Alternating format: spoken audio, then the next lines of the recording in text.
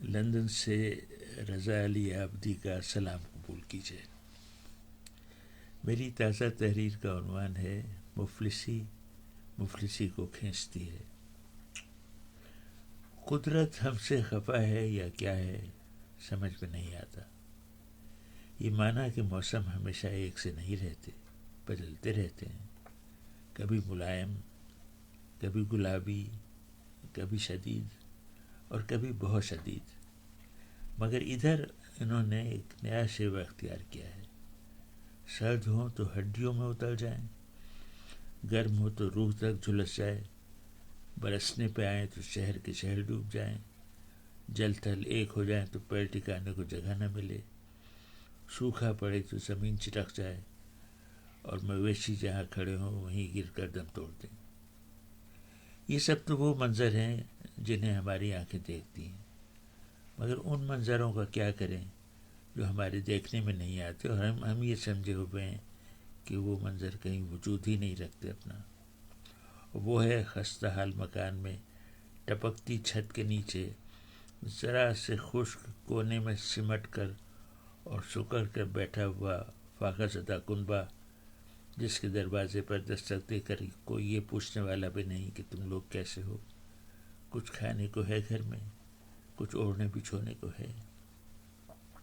کیا ہماری بستیوں میں کوئی درد مند ایسا نہیں رہا جس کی بار بار گاڑیاں ٹوٹے پھوٹے بوسیدہ مکانوں کے آگے رکیں، کوئی شخص ہاتھوں میں کمبل اور کھانے پینے کا سامان لے کر اترے اور ان لوگوں کو اپنے ہاتھوں سے کمبل اڑھائے، پاؤں میں جوتیاں ڈالے، ٹپکتی چھت کے اوپر ڈالنے کے لیے پلاسٹک کے شاپر دے جائے اور جواب میں دعا کا انتظار کرنے کے بجائے اگلی اجڑی ہوئی بستی کی طرف چلا جائے۔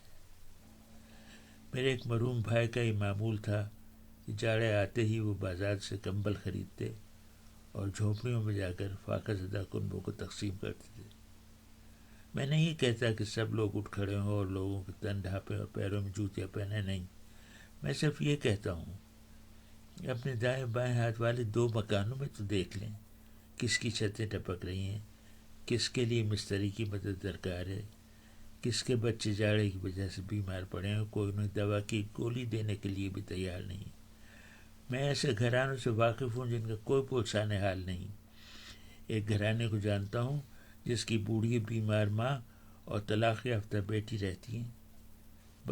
بیٹی باہر سے لکڑیاں چن کے لاتی ہے تو چولہا جلتی ہے۔ ایک زمانے میں سنا ہے لوگ کھیتوں میں جا کر پانی کی نالیوں میں اگنے والے ساگ کی پتیاں توڑ کے لاتے تھے تو کھانا نصیب ہوتا تھا۔ مجھے یقین سا ہے اب بھی یہی ہوتا ہوگا۔ اب آتا ہوں اپنی اصل بات کی طرف۔ بات یہ ہے کہ مفلسی اور ناداری کا عجیب معاملہ ہے، دنیا سے چھپی رہتی ہیں۔ کچھ تو غریب اپنی حالت پہ خود ہی ترس کھاتا ہے اور چپ رہتا ہے، دوسرا یہ کہ دنیا کو بتانے سے گریز کرتا ہے کہ کب سے بھوکا ہے، بچے کب سے فاقے کر رہے ہیں، یہ بھی نہیں بتاتا کہ کتنے بچے ہیں، مکان کا کرایہ دینے کے بعد بس ایک وقت کھانا کھاتا ہوں، لباس میں ظاہری لباس میں 2 پیبند لگے ہیں، اس کی تو خیر منا رہا ہوں، مگر اندر کے لباس میں جو چیتھڑے لگے ہیں شکر ہے وہ دنیا کو نظر نہیں آتے۔ اس طرح کے 100 جتن کر کے مفلس اپنی مفلسی پر پردہ ڈالتا ہے۔ یہی سبب ہے کہ غریبی دکھائی نہیں دیتی۔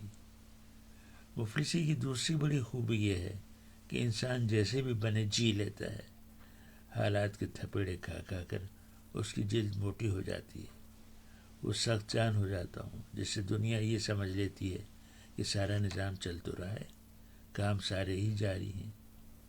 پھر مفلسی کی ایک اور خوبی یہ ہے کہ وہ سارے کام جنہیں دنیا حقیر تصور کرتی ہے غریب سر جھکا کے کر لیتا ہے۔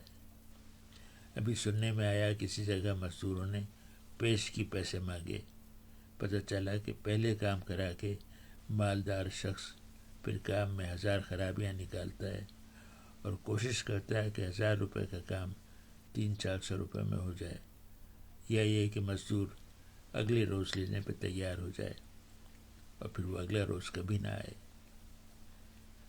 کہتے ہیں کہ دولت کو کھینچتی ہے۔ آج محسوس ہوا مفلسی بھی مفلسی کو کھینچتی ہے. شکریہ.